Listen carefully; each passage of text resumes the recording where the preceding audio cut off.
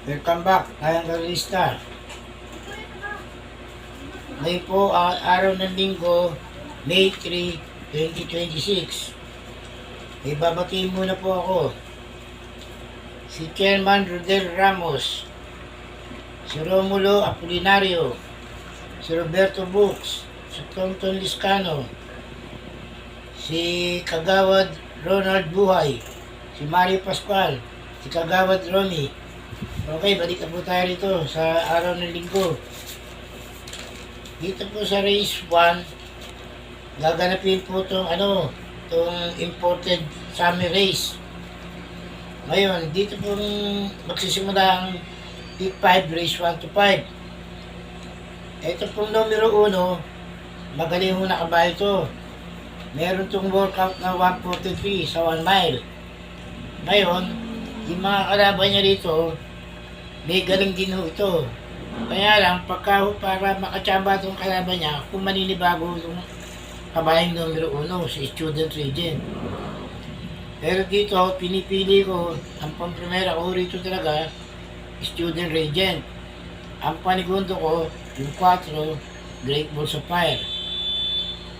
Ngayon, dito na po tayo sa race 2. Simula na po ito ng winner take all. Ito po, bayang karista.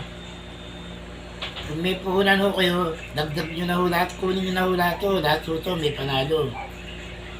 Wala hong pwedeng, rito, outsider. Grupo mababang grupo ho ito. Ngayon, ang pang-primera ko dito, si Point of Pride. Ang panigundo ko, si Bisyo Magserbisyo. Lipat na po tayo dito sa race number 3. Ito pong race number 3, imported George local medium. Ngayon, pwede po lumaban dito ang local sa imported na to. Ito pong race number 3 na to, mabigat po itong lineup na to. Ang pang-primera ko po rito, si Nanana Bubu. Ang panigundo ko, si Baobab.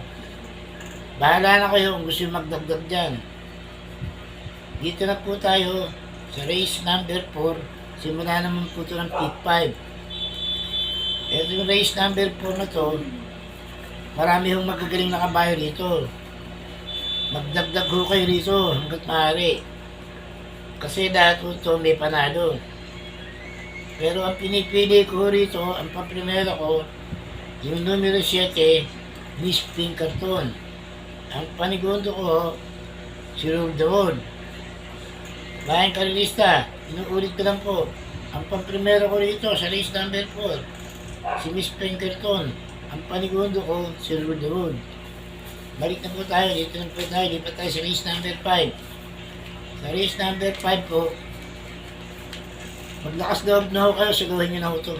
Napakagaling ho na itong kabayan ito. Hindi ho matatalo ito. Pag yung prime ang ginawa ho ito nung huli takbo niya, mananalo pa ho dito. Sobrang galing ho na itong kabayan ito. Kung gusto yung magkalagay ng panigundo rito, bahala na kayo. Pwede pamulkas dito yung 1 at saka yung 4. Ngayon, bayang karista, dito po sa race number 5, basta't ang sinisingle ko rito, yung numero 7, yung Chanang Pasay. Ang pwedeng pamulkas dito, yung 1 sa Salesius, saka yung 4, si Anytime Anywhere. Dito na po tayo sa race number 6. Ito pong race number 6, ang panalo ng counter-attack ng nakaraan, sobrang ang galing. Huwag lang kung magbabago ang kondisyon nito, mananalo pa ho ito. Ngayon kung mag-iiba ho ang kondisyon na rito, pwede ho siyang matsamba ni King James. Kaya dito po, sa race number 6, inuulit ko, ang pang-primera ko si counter-attack. Ang panigundo ko, si King James. Lipat na po tayo dito sa race number 7. Ito pong race number 7, si part-time lover. Kung hindi ho lulutin ito ni Basket of Gold at ni Venture of Fire, mananalo ho ito. Pero kung mag-i-interest sumabol ho yung dalawa, pwede ho siyang talunin ni Bright Lee.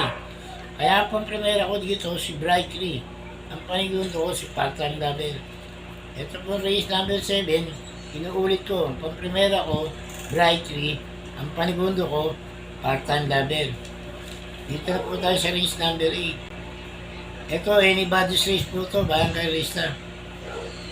Pwede nyo kuhanin lahat to, talagang mahirap po itong karera to. Wala akong tulak kabigan dito.